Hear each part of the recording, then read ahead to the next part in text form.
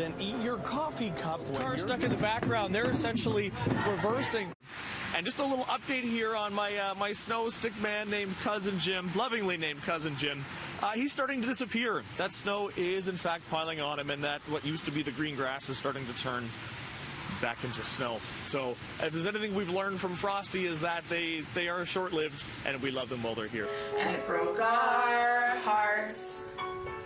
Amy, when Vicky kind of said to you, I think I want to make this video, what was your first response to that? What did you think? We can work with this. Let's roll with it. Let's see where it goes.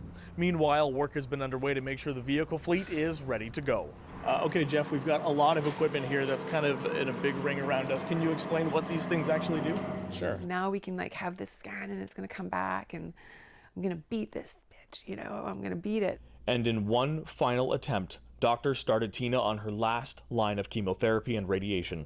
In February 2019, she got new test results showing her latest round of treatment was unsuccessful.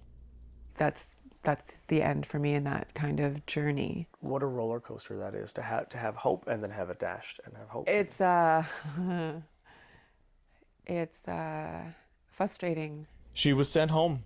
Arrangements were made for Tina to receive home care, and her GP put her on an opioid for the mounting pain. Keep going day by day. Your dad was telling me that you've got like this endless stream of friends and people coming in to wish you well and spend time with you. Yeah, it's so many people. For their neighborhood. I'm going to show you just a little bit closer here. I'm going to step behind the camera just to kind of give you an idea of what the scene looks like here at the moment.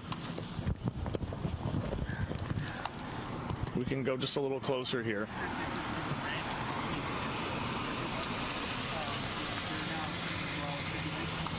And you can see that it's just not at all what you would expect, you know, on a Sunday night, a quiet Sunday night that was supposed to be not only the long weekend, but supposed to be an excuse for people to celebrate each other's accomplishments in fighting the pandemic. Now, we did get a little lucky. I was able to get the attention of a few young adults hanging out on their balcony, and they were nice enough to talk to us by phone.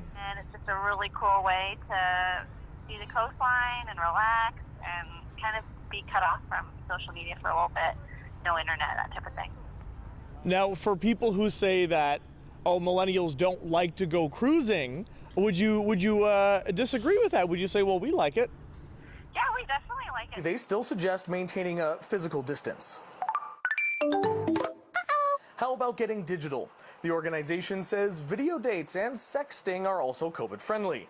Now, things get a little complicated if we want to have sex in person. The usual recommendations like condoms still stand, but we're asked to add a mask, avoid kissing, choose positions that limit face-to-face contact, and use barriers like walls, or as the BC CDC suggests, the glory holes. Yes, glory holes. So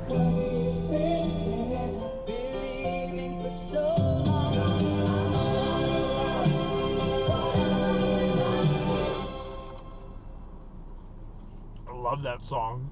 Now these jets here, they are parked. If you look inside, the windows, they're all dark. There's no lights on inside. Nobody's coming or going. The engines are all off.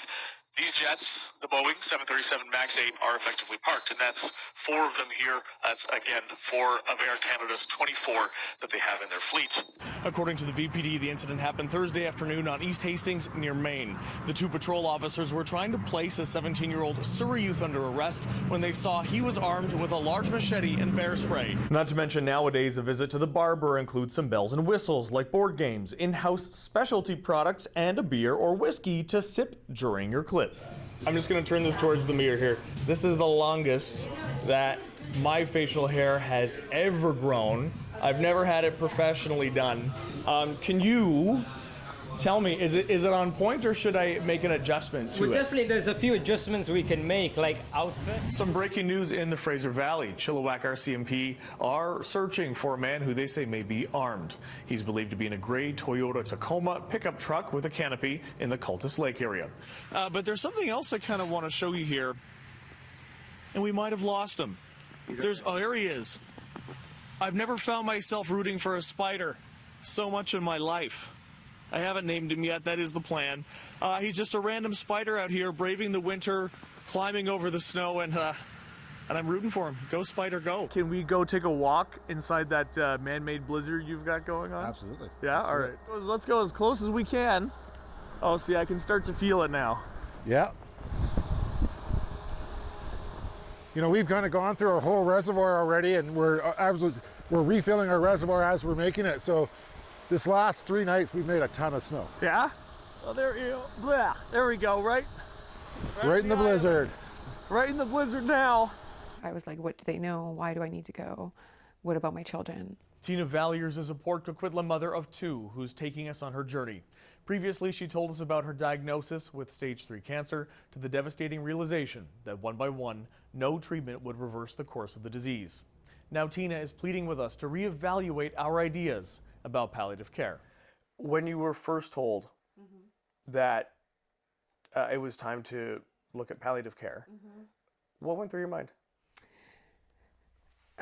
What went through my mind is that they know something that I don't know.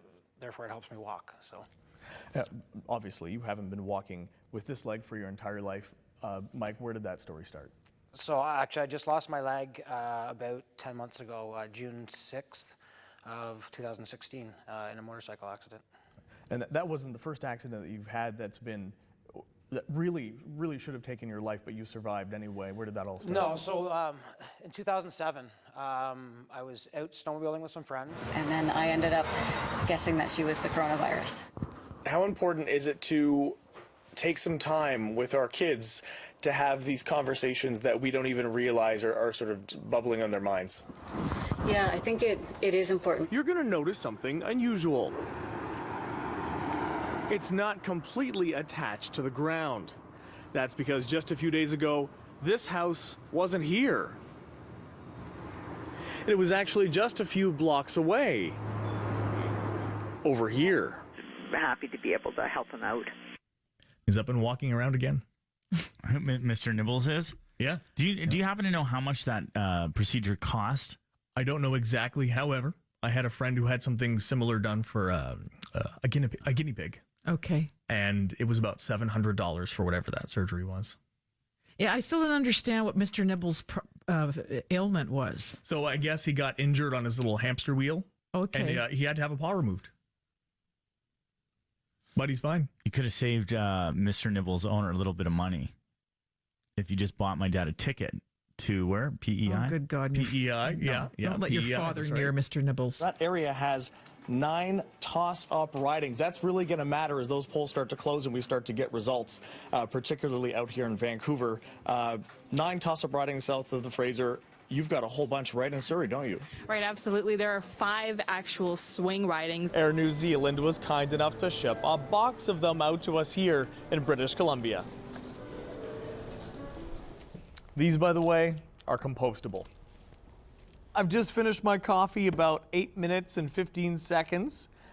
And yeah, the coffee's got just a little bit of a vanilla flavor. It's very nice. The cup is not leaking. It's not even beginning to get soggy. It's like one of those waffle cones.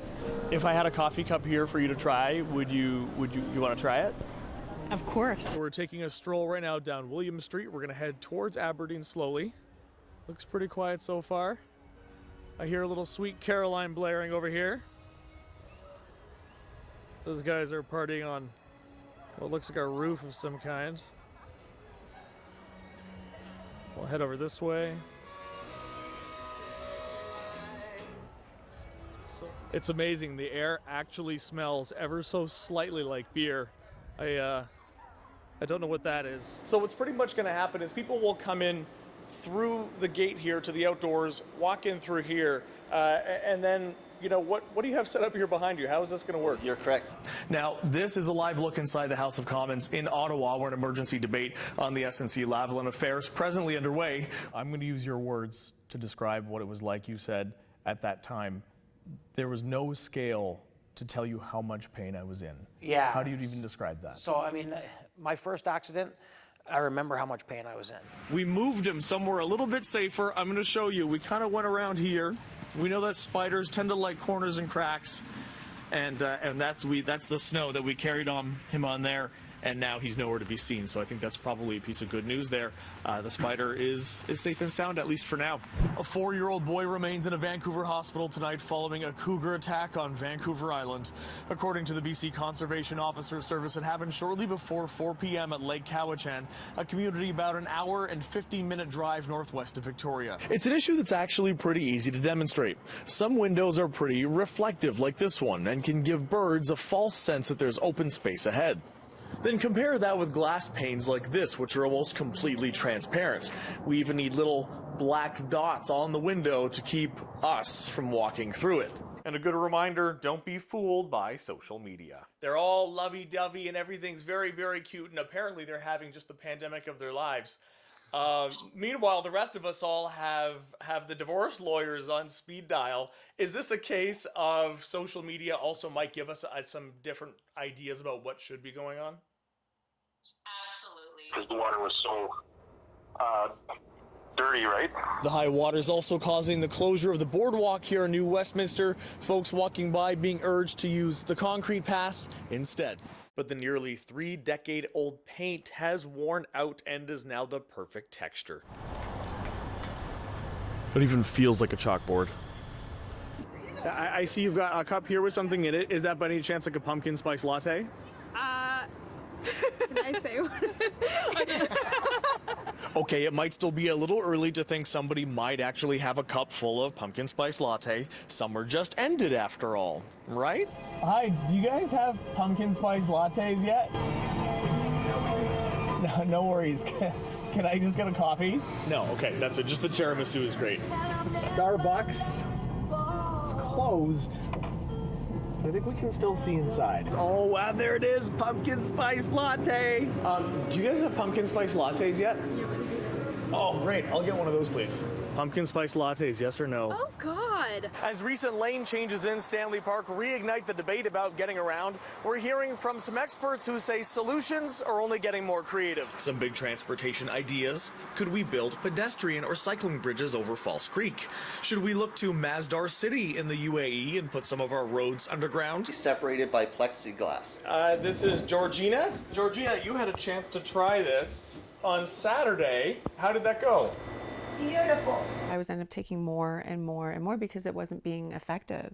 Her condition worsened. She found herself unable to eat and leave the couch. Her children took over most of the work around the house.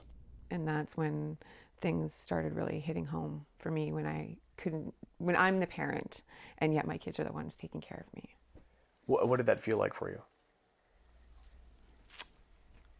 Very defeating. But Tina's life was about to change again when she was told it was time for palliative care. She and her family resisted the idea at first, thinking of palliative as meaning end of life. Even family doctors urged her not to go. And I came to like this, and my mother was in front of me going, honey, you're going to be okay, you're alive. And, I was like, I'm alive? I'd already accepted that that's how you die, I was dead. And no, I was alive and very grateful to be alive. And then, what did you think when you saw your mom? Oh, I actually felt terrible for my mother, right? Because no one wants to worry their mother. Will likely be the new norm for a while. At least for the next little while, as you can see right behind me here, Templeton is a complete dead zone. You would expect to see lots of kids starting to file in, the parents dropping off kids right behind us here along the street. And quite frankly, there's absolutely nobody. People are having a little bit of a worse time than they could be.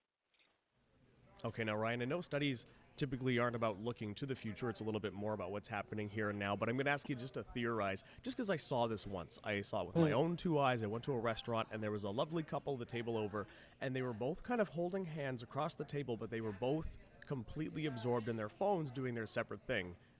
While at dinner, while holding hands. Do you think as a society we're going to drift more towards that, or are we going to... Are these concerns going to creep up and push us back towards not putting the phones on the table? Yeah, this is a great question. For me, that I show I love them. While in hospital, the palliative care doctors at Surrey Memorial changed her pain management regime.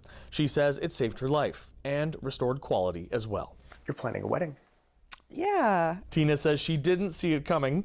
Her now fiancé Shane came home one day recently to find her having what she describes as a breakdown. He's like, will you just be quiet? I want to marry you. In Richmond, David Zura, City News.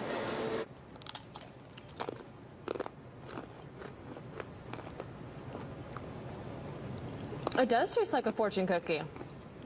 I'm going waffle cone.